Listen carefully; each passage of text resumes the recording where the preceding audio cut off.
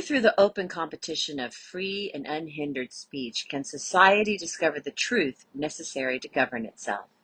Patrick M. Garry. The phrase marketplace of ideas has for more than a century been used to describe the nature and purpose of the First Amendment's free speech protection.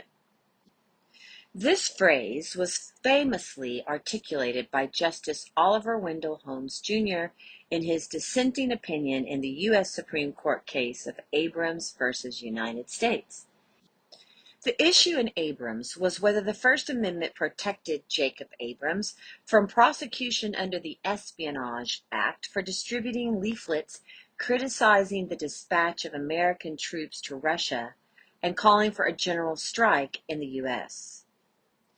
The Supreme Court upheld Abrams' conviction, ruling that his behavior posed a, quote, clear and present danger, end quote, to the national security interest of the United States. Justice Holmes, however, disagreed.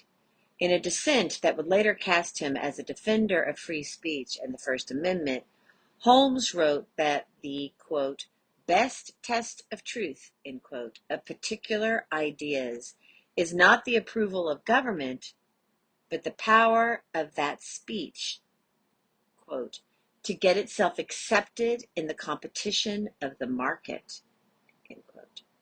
Just because speech might be problematic or even contrary to government policy, it should not be prohibited by law, according to Holmes.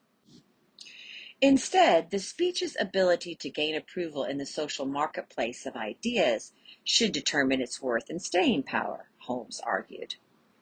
Only through the open competition of free and unhindered speech can society discover the truth necessary to govern itself.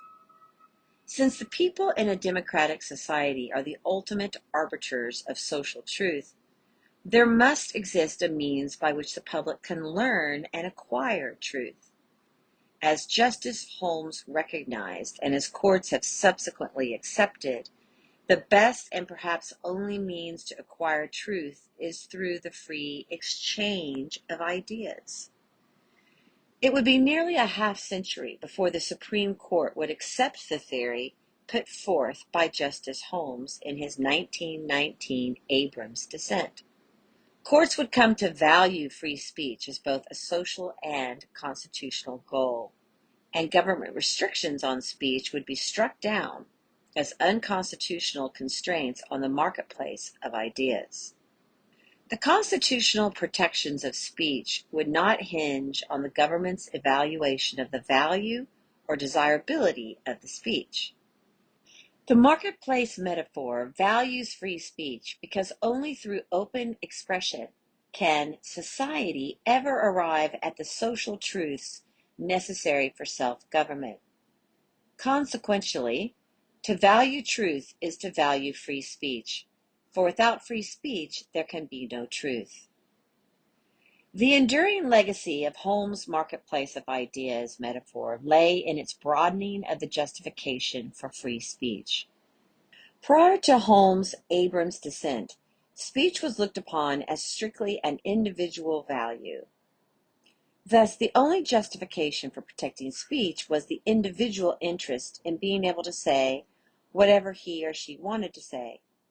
At that point in America's history, individual freedom to do or say whatever one felt like doing or saying was not highly valued. Social order and stability were far more valued, meaning the good of society prevailed over the interest of the individual. Survival and prosperity meant that individuals had to conform to societal norms.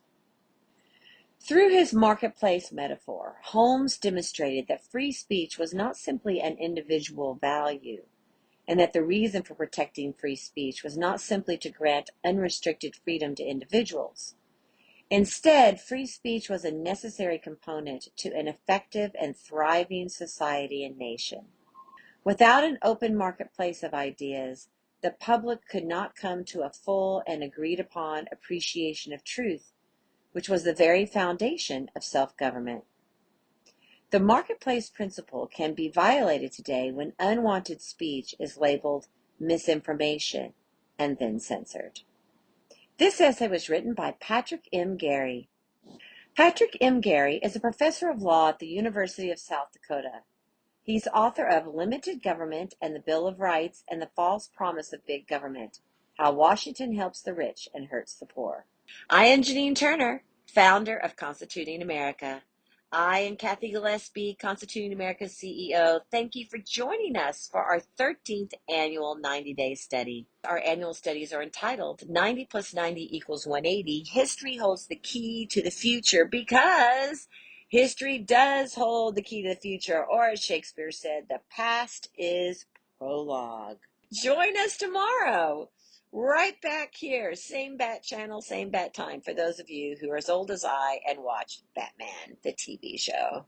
Don't forget to check out our essays on American exceptionalism. It's our study from last year. If you go to the constitutingamerica.org and scroll down, you'll see the studies, and you'll see a little red button that says American Exceptionalism Study.